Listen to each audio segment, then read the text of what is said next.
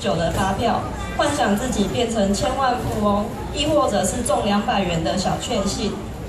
1314520，每次都差那么一点点，200块啊，怎么那么难对200块，我一张都没中，我还等着中1000万呢。哎，这里还有一大箱发票要等你帮忙对啦。哎，这一大箱，我把这些对发票的时间拿来睡觉还差不多嘞。在那边说什么风凉话啊？赶快帮忙对，我要中1000万，对中了，杀了一点啊，我请你吃饭。你中1000万才要请我吃饭，会不会太小气了？有吗？哎，你们在忙什么啊？我在对发票啊。哦，都什么年代了，还在对发票？你们有没有看过这个啊？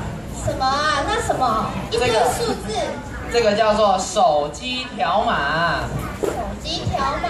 对啊，这个东西超厉害的，它还会自动帮我们对发票哦。哇，这么方便，你赶快告诉我那是干嘛的啊？这个一时难以讲清楚，就让我们看 VCR 吧。某天，立德来到了追梦便利商店。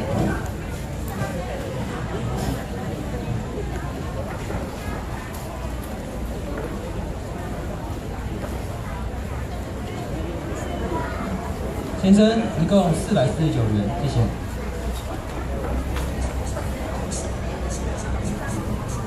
好嘛。好，谢谢。找你51元。哇，天气好热啊！虽然下着雨，可是我还是口好渴啊！买2罐饮料，玩个拉霸机，试试我的手气如何好啦。先生，我要结账。好，先生，请帮我点一下拉霸机，谢谢。嘿嘿，我一定要抽到1块钱！恭喜你啊 Yes ！89折。89折，可恶！我下次再试试看好了。好，一共是37元，谢谢。好，37元，37元，嘿，好，37元给你。好。哎，等一下，刚刚那个先生用的那个东西是什么啊？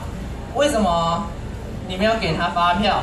难道是你偷藏起来的哈？坏坏！才不是哎！刚刚那位先生所使用的是现在财政部正积极推广的手机条码，用来储存无实体的电子发票哦。无实体电子发票，那是什么东西呀？一般我们在超商所拿到的叫做电子发票证明联，那是由纸本发票转换数据储存在 iCash、悠游卡或是会员卡里面。但店家这样就不用使用纸本发票了。可是这只有在特定的店家才可以使用。可是如果像刚刚那个先生一样使用手机条码的话，你只要在有开立电子发票的店家都可以使用哎。哇哦，那它还有什么优点啊？优点，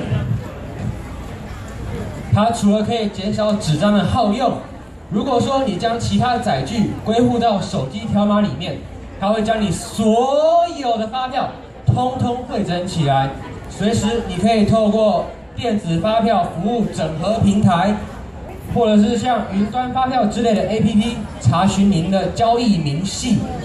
不仅如此，它还可以帮你自动兑奖，如果中奖，它会以电子邮件通知你。更不得了就是，它还可以帮你自动存钱哦。怎么讲？比如说，你只要上电子发票服务整合平台上去设定您的金融账户资料，它会将金额直接存到你的户头里哦，省掉你领钱的时间呢。哎，那公司行号呢？公司行号码，如果你是公司或是团体的话，你也不用一张一张去整理你的发票，你只要以工商凭证上电子发票服务整合平台，一键按下去，你就可以将你所有的账户凭证印下来，你也不怕去忽略掉任何一笔的金额哦。哇，天哪，原来这么方便啊！是啊。这时，场景又回到了宿舍。